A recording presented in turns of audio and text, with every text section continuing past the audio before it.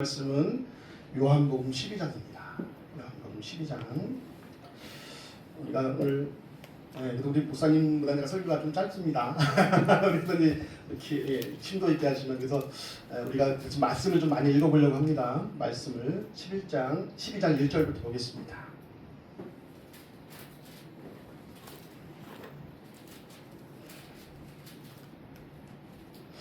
1절부터 19절까지 보겠습니다.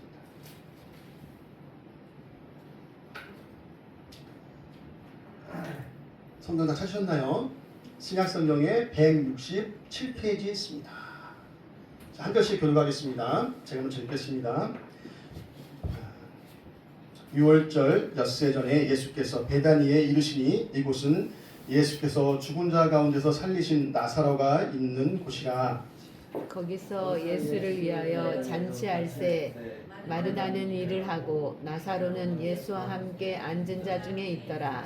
마리아는 지극히 비싼 향유 곧 순전한 나드 한 근을 가져다가 예수의 발에 붓고 자기 머리털로 그의 발을 닦으니 향유 냄새가 집에 가득하더라. 제자 중 하나로서 예수를 잡아줄 가룟 유다가 말하되 이 향유를 어찌하여 300데나리온에 팔아 가난한 자들에게 주지 아니하였느냐 하니 이렇게 말함은 가난한 자들을 생각함이 아니요 그는 도둑이라 돈깨를 맞고 거기 넣은 것을 훔쳐가미러라.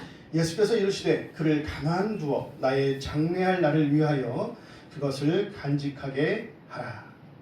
가난한 자들은 항상 너희와 함께 있거니와 나는 항상 있지 아니하리라 하시니라. 유대인의 큰 무리가 예수께서 여기 계신 줄을 알고 오니 이는 예수만 보기 위함이 아니요 죽은 자 가운데서 살리신 나사로도 보려 함이로라. 대제사장들이 나사로까지 죽이려고 모의하니 나사로 때문에 많은 유대인이 가서 예수를 믿음이로라. 10절 읽으세요. 이튿날에는 명절에 온 큰 무리가 예수께서 예루살렘으로 오신다는 것을 듣고 종려 나무가지를 가지고 맞으러 나가 외치되 호산나 찬송하리로다 주의 이름으로 오시는 이 곧 이스라엘의 왕이시여 하더라. 예수는 한 어린 나귀를 보고 타시니 이는 기록된 바 시온 딸아 두려워하지 말라 보라 너희 왕이 기다기 새끼를 타고 오신다 함과 같더라. 제자들은 처음에 이 일을 깨닫지 못하였다가 예수께서 영광을 얻으신 후에야 이것이 예수께 대하여 기록된 것인가 사람들이 예수께 이같이 한 것임이 생각났더라. 나사로를 무덤에서 불러내어 죽은 자 가운데서 살리실 때에 함께 있던 무리가 증언한지라. 이에 무리가 예수를 맞으면 이 표적 행하심을 들었음이러라. 바리새인들이 서로 말하되 볼지어다 너희 하는 일이 쓸데없다 보라 온 세상이 그를 따르는도다 하니라. 아멘.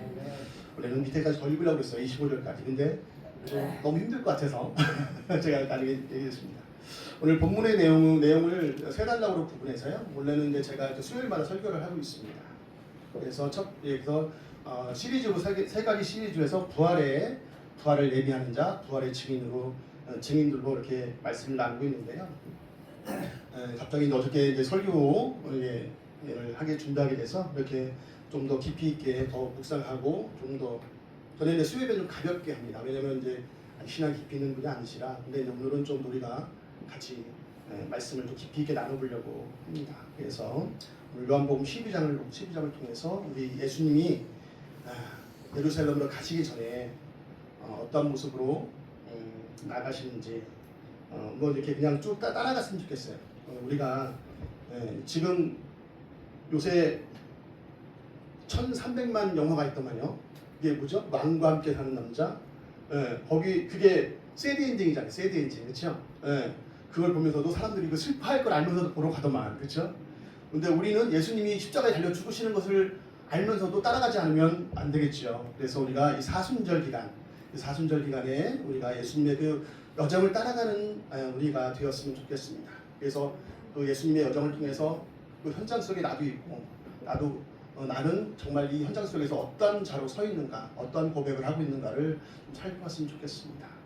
여러분 사순절에 대해서 아시나요? 사순절을 좀 아시나요? 사순절은 부활절을 중심으로 어떻게 해요? 그 전에 40일을, 그러니까 1순위 10일이잖아요. 40일을 합니다.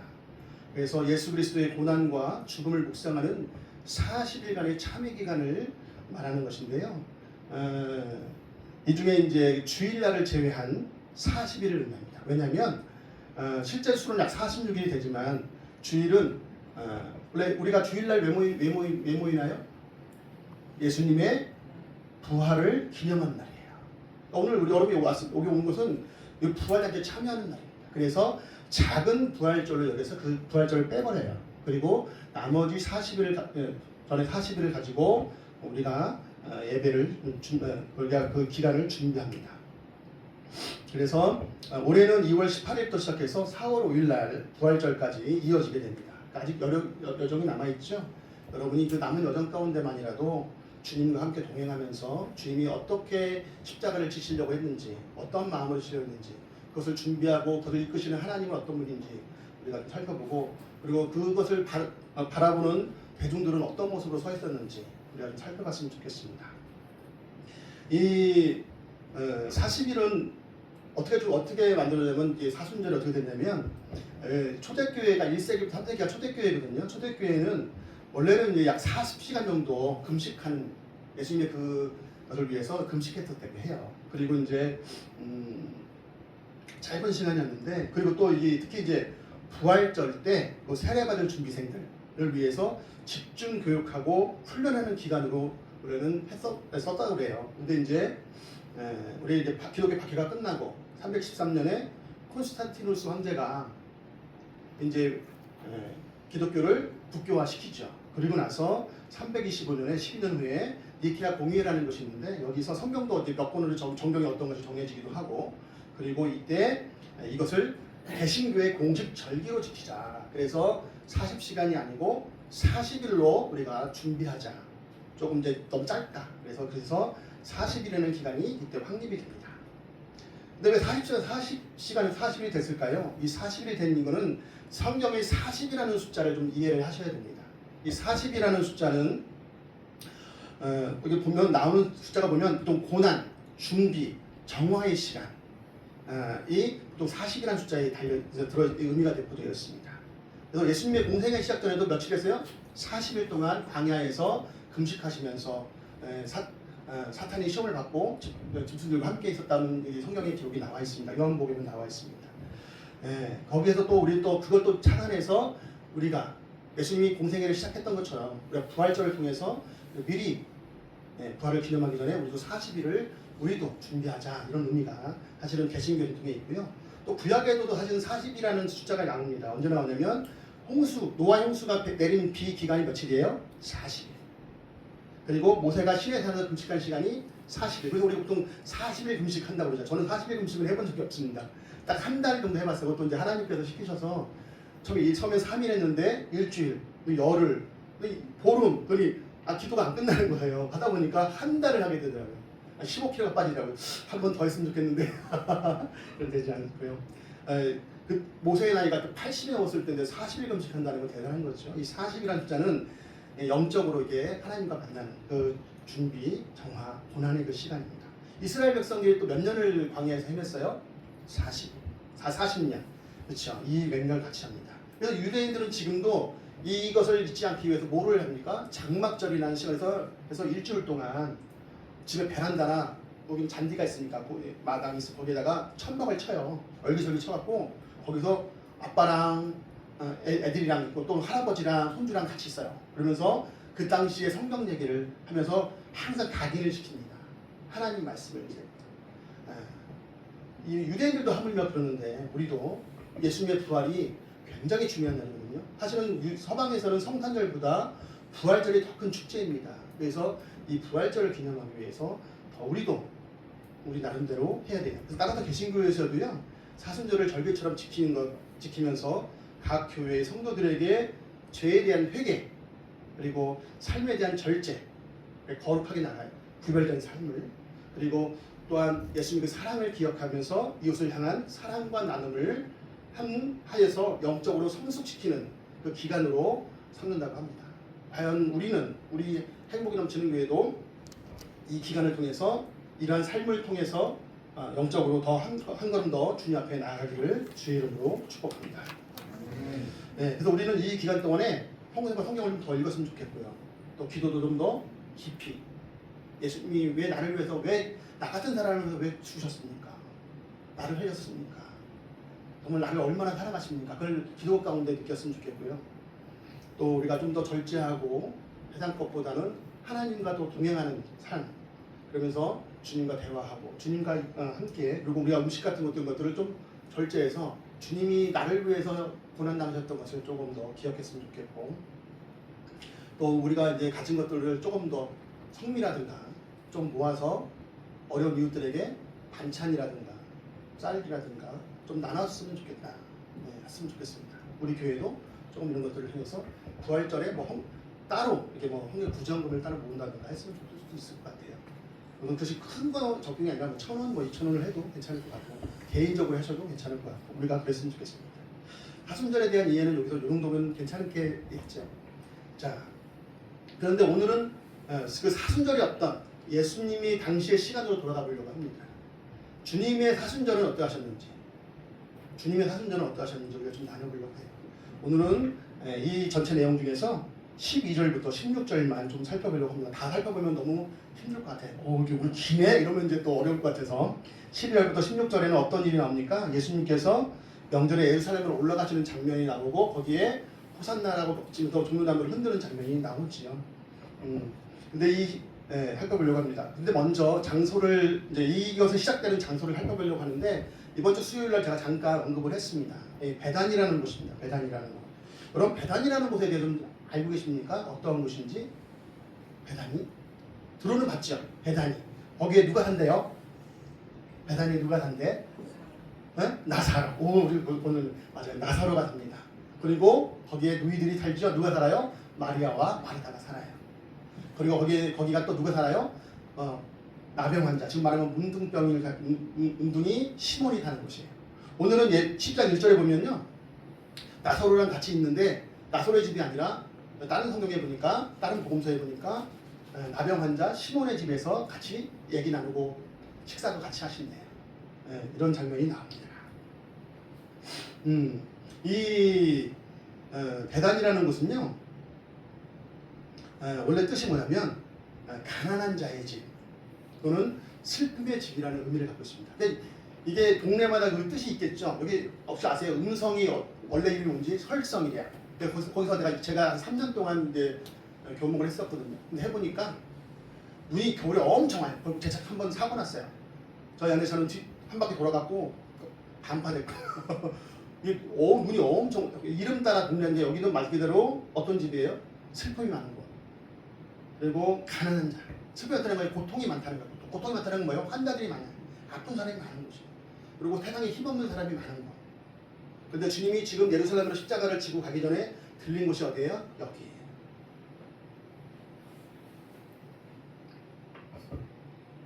그런데요, 성경에 재밌는 이 베다니에 대한 재밌는 일이 있습니다. 혹시 베다니가 또 다른 곳에서도 나오는 거 혹시 아세요? 어디 나올까요? 성경에 한번 한 군데가 나와. 혹시 성지순례 가보신 분들은 안다고 그러더라고요. 어디냐면 요단강입니다.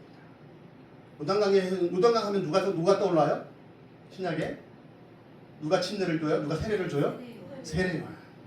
세례요한이 예수님께서 세례를 했던 곳이 또 베단이에요, 거기가. 그러면 제가 이것을 보면서 참 신기하다 이걸 느꼈습니다. 왜 그러냐면 예수님이 공생의 사역을 시작하기 전에, 사실 광야 생활부터 시작하기 전에 처음에 뭐부터 받아요? 침례부터 받습니다. 세례부터 받습니다. 세례부터 받아요. 근데 그곳이 어디예요? 베단이라는 곳이에요. 주의 길을 예비하는 자를 통해서 세례를 받습니다. 근데 오늘 본문에도 베다니에서 보면은 또 누가 나오냐면요, 마리아가 나오는데, 마리아가 뭘 깨뜨려요? 향유과. 그 중에 어떤 향이냐면 나드라는 향이에요. 나드는요, 왕들만 썼던 향유입니다. 이게 이 나드라는 말을 전에 이번 얘기했지만 어디 언어냐면 산스크리트어예요. 산스크리트어가 어디예요? 저 인도 쪽, 히말라야 쪽이 있죠. 그쪽에서 나옵니다. 그래서 이쪽에 동독에서 나오지 않아요. 그래서 로마 사람들이 이게 향이 굉장히 고급진가 봐요. 묵직하니 오래 간다고 해요. 그래서 이 몸의 냄새라든가 또 이제 시신이라든가 뭐 왕들이 쓰는 이제 향을 할 때 주로 사용한다고 합니다. 그래서 이 나드라는 이름 대명사가 모든 향기로운 기름의 대명사처럼 쓰기도 했다고 해요.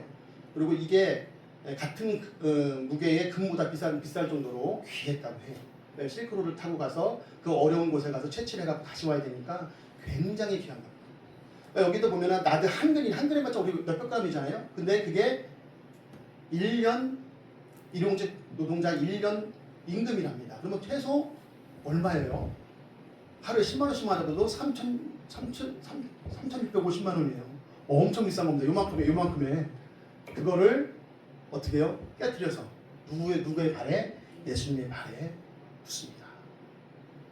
그리고 자신의 머리칼로 예수님의 발을 닦아줍니다. 이것은 뭘 상징하냐면 예수님이 가실 길을 미리 얘기하는 거예요. 누가 시켰을까요? 하나님이 시켰습니다. 왜냐하면 다음에도 할 수 있어요. 그런데 이 다음에는 없어요. 이 다음에 예수님이 또 오시는 날이 없어. 이번에 가시면 이제 안 오신다. 아무도 몰랐단 말이에요. 그런데 어떻게 자신이 어떤 그날을 줬을까요? 하나님이 감동을 통해서 주신 것 같아요. 드라마 같지 않습니까? 그래서 자신을 살렸던 이 마리아는 어떤 사람이었습니까? 남들이 알아주지 않는 창녀였어요. 그리고 손가락질하는 창녀였고 귀신 들려서 사람들이 그쳐도 가지 않는 불쌍한 여인이었습니다. 그러니까 예수를 만나서 삶의 구원을 받습니다. 또 예수님 말씀이라면 그냥 1점이라도 놓칠까봐 이렇게 맨날 옆에 붙어있다가 누나 마리아한테 언니 마리아한테 혼났잖아. 쟤는 거기 하고 나는 일을 시킵니까? 막 그랬었어요. 그렇죠. 네, 그 정도로 예수님을 좋아했어요. 자기의 귀한 것보다 사실은 이거는 사실은 이게 이 나대양이 언제 쓰이냐면요. 제사 때 쓰이지만 언제 쓰이면 결혼식 때도 쓰이거든요. 어쩌면은 자기는 창녀지만 여인으로서의 꿈이 있었을 거 아니에요. 그 꿈을 누구 발에 부어요? 예수님 발에 부어요. 그 현장이 배달이에요. 여러분은 여러분의 꿈을 예수님께 부을 수 있습니까? 우리는 우리의 꿈을 달라고 하지 붙진 않거든요. 그래서 자기의 인생 전부를 빚는 장면이 이 배단이, 이 가난한 동네에서, 이 슬퍼해하는 동네에서. 왜? 예수님을 위해서 이미 나는 기뻐했고 예수님 한 번도 나는 만족했기 때문에 이것의 가치가 예수님보다 귀할 수가 없기 때문에 부을 수가 있었던 거죠. 그런데 놀라운 것은 이 붙는 사건이 예수님의 마지막 사역을 기념하는 기념비가 되었다는 거지. 하나님이 기억하시고 내가 가는 곳마다 이를 기억하게 하고 있어요. 세례요한이 세례를 줬던 것처럼 예수님의 그 사역의 마지막을 정말 보잘것없는 여인을 통해서 하나님이 기억하게 하는 거예요. 그러니까 우리가 이것이 하나님의 공이라는 거예요. 우리가 잘나건 못나건 누구든지 주를 믿으면 하나님 앞에 귀하게 쓰이는, 하나님의 사역에 귀하게 쓰이는 역사가 일어나는 것입니다. 그것이 저 강남이 되었건 저 아래 땅촌이 되었건 하나님을 믿는다면 그곳에서 하나님의 귀한 일들에 우리가 사용되어야 된다는 것을 잊지 마셔야 할 줄 믿습니다. 그리고 그곳에 왜 그렇게 했을까요? 예수님이 그곳에 계셨기 때문에. 예수님은 늘 귀한 남들보다 어떻게 했어요? 낮고 천한 자, 보잘것없는 자, 가난한 자, 슬퍼하는 자, 애통하는 자, 아파서 고통 중에 있는 자들을 외면치 않으셨어요. 오늘 누구랑 있어요? 남들이 다 외면하는 나병 환자 집에 갔어요. 그러니까 그러면 왜 간치려 그랬을까요? 성경에 나오지 않는데 신학자들이 추측하기로는 이 나병 환자 시몬이 어떤 사람? 나병 환자였는데 누구를 통해서? 예수님을 통해서 고쳤을 것이다. 아무도 돌아보지 않고 아무도 막 저주하고 그랬던 사람을 예수님은 가서 그의 상처를 싸매고 닦아주고 치유하셨다는 거예요. 그래서 그 베다니가 그 슬픔의 집이 기쁨의 집이 되고 그 집이 어떻게 되면 소망의 집이 되는 것이죠. 예수님을 위해서 영적으로 부유한 집이 되는 것이죠. 우리도 마찬가지죠. 내가 지금 아무것도 없지만 주님 한 분만으로 인해서 내가 부유하고 내가 지금 너무 힘들지만 주님 때문에 기뻐할 수 있을까? 오늘 주님을 초대하는 여러분들의 삶이 되시기를 주의 이름으로 축원합니다. 재밌죠? 이 베단이라는 동네를 우리가 알고 보니까 예수님의 첫 사역과 끝 사역을 하는 그런 다른 지역이었지만 똑같은 이름으로 했던 그 베다니. 여러분도 우리의 집도 내가 서 있는 이 자리가 그런 자리가 되기를 주의 이름으로 축복합니다. 주님은 또 이제 여기서 끝나서 이제 마지막 사역으로 예루살렘으로 가고자 하십니다. 그러나 그냥 바로 가시진 않지요. 마태복음 21장에 보면요, 베다니에서 나와서 근처 벳바게라는 곳에 갑니다. 그래서 여기서 도착하셔서 두 제자를 시킵니다. 가서 그 건너편 벳바게 건너편에도 마을이 하나 있나 봐요. 건너편 마을에 가서 매여 있는 나귀 새끼를 갖고 와라. 나도 나귀 새끼라서 왜 나귀 새끼라 그랬나? 또 진짜 나귀 새끼더라고. 그러니까 아무도 타보지 않은, 아무 짐도 지지 않았던 어린 새끼. 그 어린 나귀 새끼를 데리고 오라 그래요. 다른 성경에 보니까 거기에는 엄마도 있어요. 이제 엄마도 있어서 엄마랑 같이 둘을 데리고 와야 돼. 왜냐면 애가 엄마가 없으면 안 가니까 엄마도 데리고 와야 쫄쫄 따라온대. 그래서 보면은 데리고 옵니다. 마태복음에 보면 나옵니다. 또 그렇게 나오죠. 그래서 그 나귀 새끼를 타고 예루살렘에 입성하죠. 이 말씀은 근데 그럼 예수님 왜 나귀를 탔을까? 왜 예루살렘을 가는데 하필 나귀를 탔을까? 스가랴서 9장 9절에 보면 이런 말씀이 있습니다. 시온에 따라 크게 기뻐할지어다. 예루살렘에 따라 즐거이 부를지어다. 보라, 내 왕이 내게 임하시나니 그는 공의로우시며 구원을 베푸시며 겸손하여서 나귀를 타시나니 나귀의 작은 것 곧 나귀 새끼니라. 겸손하셔서 물론 그것도 맞아요. 그러나 저는 더 깊이 들어가 보면 말씀을 성취하기 위해서라고 생각해요. 그것은 그가 하나님이셨지만 그 영광을 비우고 어떻게 해요? 종의 형체를 입어 이 땅에 오셨잖아요. 그래서 이제는 누구의 말씀에 순종해요? 하나님 말씀에 순종하는 자. 그래서 그 말씀을 하나하나 섬세하게 순종하십니다. 하여튼 쉽잖아요. 지금 내가 이거 하고 나면은 축복받고 이래야 되는데 그게 아니라 뭐 하는 길이야 이게? 죽으러 가는 길이거든요. 죽으러 가야 돼. 그런데 그 길을 묵묵히 이뤄가시고 그것이 예수님이세요. 왜? 우리를 사랑하셨거든요. 우리를 위해 죽어야 우리가 사는 것을 아셨기 때문에 그 길을 묵묵히 가시기 위해서 나귀를 탑니다. 내가 메시아다. 내가 만왕의 너희들 구원자다, 왕이다 할 수 있어요. 왜냐면 이제 보통 말을 타는 보다 그 유명한 분들은 보통 뭘 타고 다녀요? 나귀보다 말을 타고 다녀요. 특히 왕들은 뭐예요? 백말, 백원장군에 탁 타고 와요. 그러면 사람들이 환호해 주고 막 그러거든요. 우와! 지금 이스라엘의 예루살렘은 예수님이 오시기만 삐졌어요. 왜냐면 예수님이 혹시 메시아일 것도 있고 능력을 막 베푸시니까 예수님만 오면은 이제 로마군은 끝났어. 막 이런 상황에 있었거든요. 그렇기 때문에 예수님만 손꼽아 기다렸었어요. 근데 예수님이 어떻게 했어요? 나귀 새끼 그것도 나귀 새끼 타고 쫄래 이렇게 타고 예루살렘에 그냥 털레 이렇게 입성하시는. 야 내가 누구다 이렇게 표현도 안 해. 누가 알아보건 알아보지 않건 묵묵히 내 길을 가는 그 삶. 이 나귀는요 어떤 상징을 하냐면 서민들의 상징이에요. 가난한 자들의 상징입니다. 왜냐면 나귀는 보통 이제 등짐 지고 할 때 이렇게 갖고 가지고 보통 이제 보면은 이게 영화에 보면 이게 한 명 타면은 거의 허리 꺾일 것 같은데 나귀가 튼튼한가 봐. 그거 타고 이렇게 가는 운송수단이에요. 쫄래 통통통 가잖아요. 그런 운송수단이었습니다. 그렇다고 아무리 뽐내봐요. 왕으로서 폼이 나나? 폼 안 나거든요. 주님은 자신을 비워서 종의 형체로 왔기 때문에 그것이 상관없었어요. 누가 나를 어떻게 보건 어떻게 하건. 우리가 예수를 믿었을 때 나를 어떻게 볼까 하는 사람들이 많아요. 교회 와서도 체면 차지고 한 척하고 막 척척하죠. 근데 그것이 중요한 게 아니고 지금 내가 어떠한 모습인가가 더 중요하겠죠. 나는 어떠한 모습으로 하나님 앞에 섰는가. 사람을 보는 것이 아니라 하나님이 나를 어떻게 볼 것인가가 더 중요하겠죠. 그래서 그는 하나님과 동등됨이 맞음에도 불구하고 하나님이 계획하신 이 길에 자신을 내어줍니다. 그래서 하나님의 사역에 자신이 쓰일 수 있도록 하는 것이 그것이 겸손이에요. 여러분 겸손이 뭘까요? 나를 낮추는 게 겸손이 아니에요. 저는 겸손을 그냥 말씀드린 것 같은데 성경을 읽다 보니까 한 사람을 살리기 위해서 자기를 낮추는 것까지가 겸손이라고 말해요. 그냥 내가 가서 뭐 존경받고 내가 낮아져갖고 그걸 뭐 할 거예요? 예수님이 낮아지면 한 영혼을 살리기 위해 낮아지는 거예요. 한 영혼을 살리기 위해서 저 귀한 곳에서 이 낮은 땅으로 오시는 것이 예수님의 그 겸손이에요. 그래서 예수님 겸손을 많이 받습니다. 모든 것을 누릴 수 있는데 모든 것을 내려놓고 원수된 우리를 위해서 이 땅에 오신 것. 그것이 진정한 겸손이 아닐까 생각합니다. 그래서 이 주님의 나귀는 겸손과 순종의 상징이 될 수 있다고 봅니다.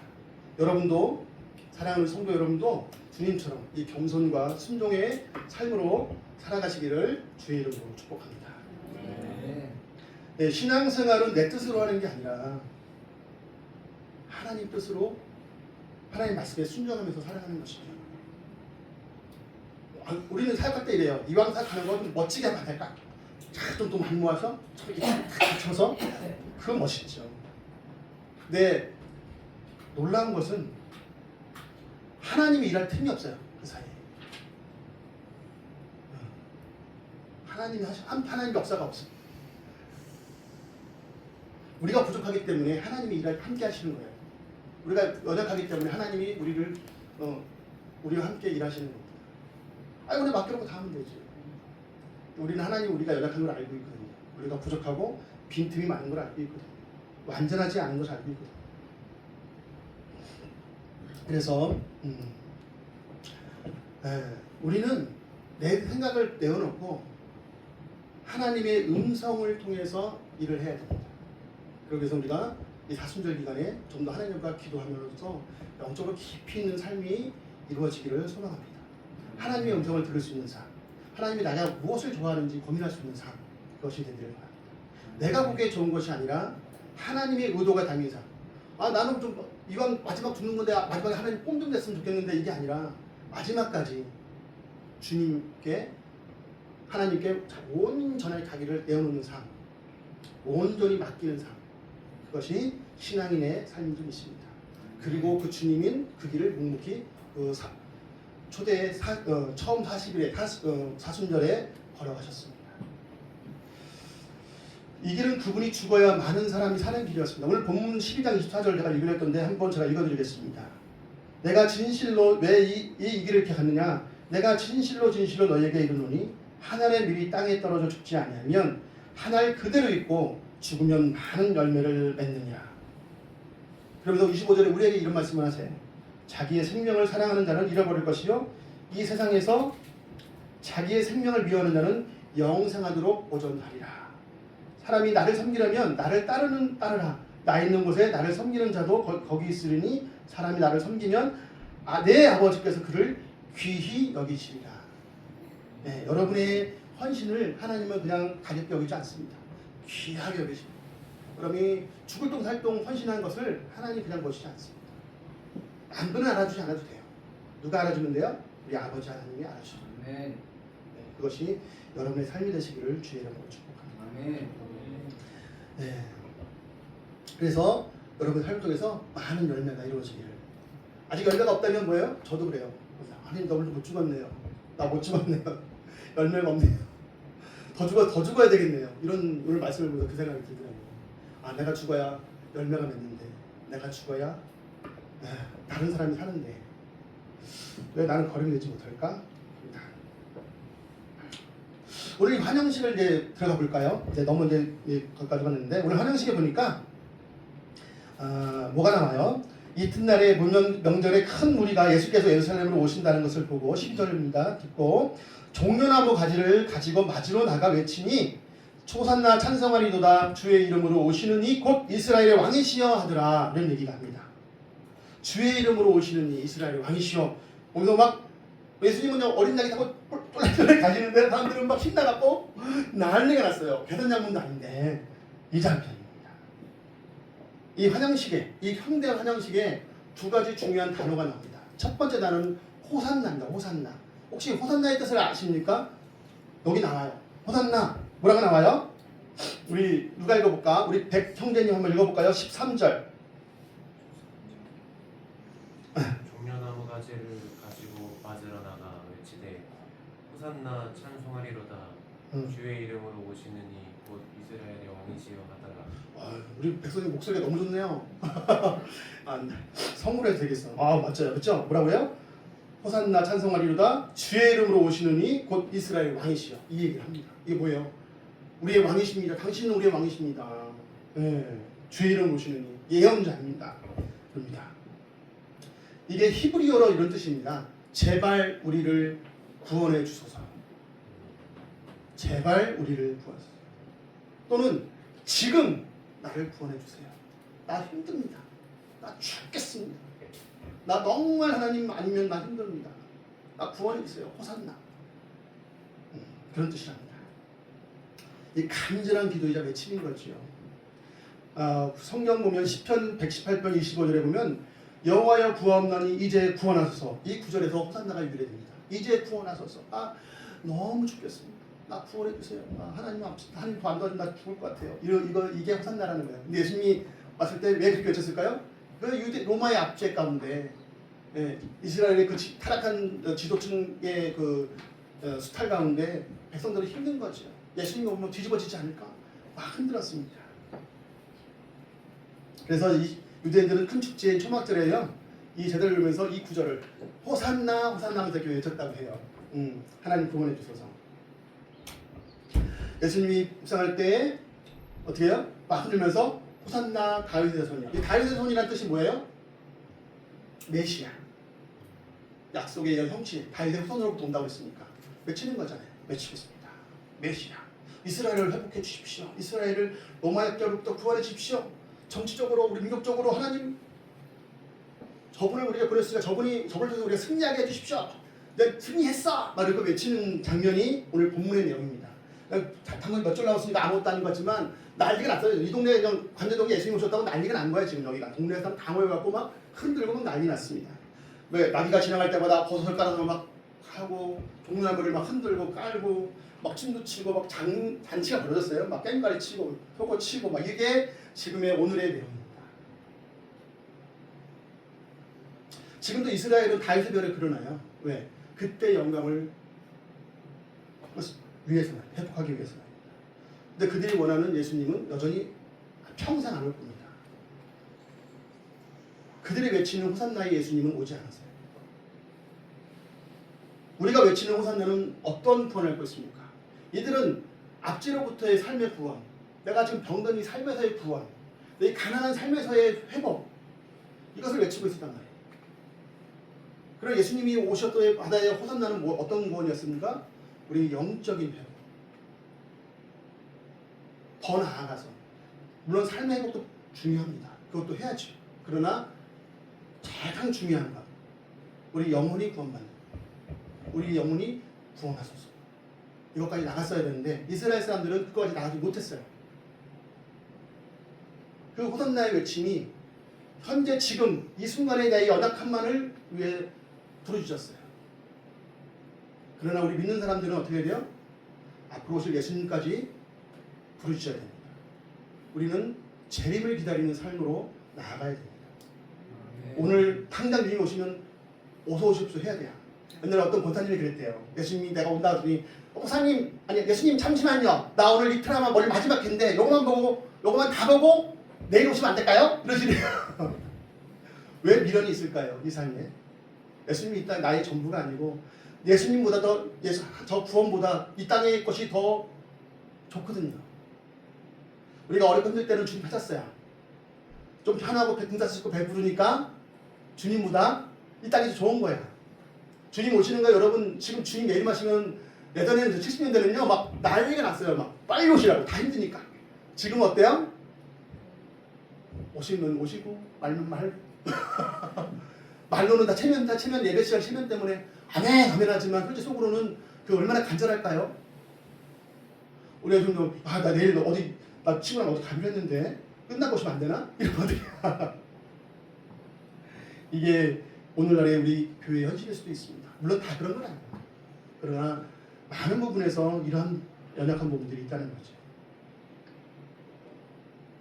우리가 외치는 호산나는 우리 주에서 구원하신 주님을 감사하고 찬양하고 앞으로 세상을 심판하실 만왕의 왕으로 오실 그 예수님을 경배하고 찬양하는 소리가 되어야 합니다. 여러분의 삶에서 날마다 호산나가 외쳐야 돼요. 어서 오시옵소서. 어서 오시옵소서. 근데 나 부끄러워요. 이거 아직 난 준비가 안 됐는데요. 이러면 안 되지. 그렇기 때문에 지금 이 순간을 충실하게 보내야 됩니다. 그래서 주님이 언제 오시든지 내가 주님 앞에 쓸 수 있도록. 우리가 다 잘할 수는 없어요. 그러나 한 가지라도 보이스카우트에서는 그죠. 1일 1선. 우리 보이스카우트였거든요. 보이스카우트는요. 1일에 1선 딱 외치면 이게 안 되네 이제 옛날에 됐는데 되게 딱 됐고 근데 1일 1선 정신. 하루에 한 가지라도 착하게 지내자. 기독교 정신이거든요. 우리가 다 할 수는 없습니다. 우리가 어떻게 다 잘할 수 있어요. 그러나 주님 오셨을 때 그래서 주님께서 야 너 요거는 잘했다 야 요거는 들었으면 좋겠습니다. 그럼 우리가 호산나를 외치기를 소망합니다. 여러분 두 번째는 종려나무입니다. 종려나무가 혹시 꽃말을 아세요? 꽃말? 종려나무가 두 가지가 있더라고요. 관상용이 있고 그리고 목사님이 좋아하시는 종려나무는 대추야자 열매가 주렁주렁 맺혀 그냥 막